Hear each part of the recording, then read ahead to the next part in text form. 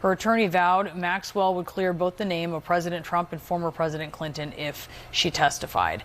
Let's talk about this now with Democratic Congressman Subramanyam of Virginia. He's a member of the House Oversight Committee. And I know you didn't get answers. It sounds like they were very short, non-existent here. But what did you ask Maxwell today? We were asking her about her association with Jeffrey Epstein and any of the crimes that he committed and her knowledge of them, and she was very simply pleading the Fifth Amendment over and over again. She was, very robotic, I would say. She was very unrepentant. She's shown a complete lack of remorse throughout this entire process from the very beginning when she was charged, and that continued today. But certainly what's they're putting forward in the message they wanted to get across to the public is that, her silence is for sale, that they want President Trump to pardon her, and then at that point she may be open to talking to us. We don't know how reliable that information would be when she does talk to us, but we know that the president has not ruled out a pardon, which I think is outrageous, because I do think she should spend the rest of her life in jail. So let me ask you a little more about that, because let's read exactly what Maxwell's lawyer said here. Quote, if granted clemency by President Trump, that she would speak honestly, said only she can provide the complete account. Some may not like what they hear, but the truth matters. For example, both President Trump and President Clinton are innocent of any wrongdoing.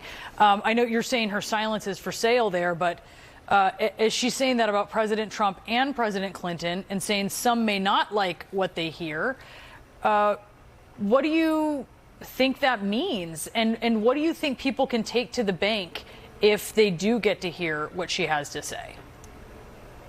Well, she's right that she has the most thorough account because she was a main figure in these crimes and this trafficking. And so I don't want to detract from that, but I will say that we will find the truth one way or another, and we're not going to let her hold the truth hostage, and nor does she have a monopoly on the truth. But the reason I think she's mentioning both Trump and Clinton is because I think she wants bipartisan support for her clemency, so that she'll have support no matter who's in charge and who's in office or who's in power. And I'll just say that she doesn't have my support. She doesn't have the support of, I think, pretty much every Democrat on the committee. I doubt she has the support of most Republicans either. But the real question is, does she have Donald Trump's support? Remember, it was after talking to Todd Blanche, she was shifted over to a minimum security prison, given VIP treatment. And so I do wonder if the president is still considering or has a plan to pardon her at some point. Chairman Comer outlined 5 depositions here in the next few weeks, including the depositions of the Clintons at the end of the month. What's your first question for former President Clinton? Well, I just want to know for both of them, what do you know about the crimes Jeffrey Epstein committed? And then, what role did you play, if any, in those crimes? And then we have specific information, like records of White House visits, records of Clinton using the plane. And so we will ask them about that as well and see what they have to say. I'm glad we were able to work out a situation where we can talk to them. I think there's more negotiations about whether those conversations should be public. But in the end, we want to talk to everyone. And certainly the other depositions this month should not be downplayed either. Les Wexner helped bankroll a lot of these activities, and then the estate executors are also getting very important in this conversation.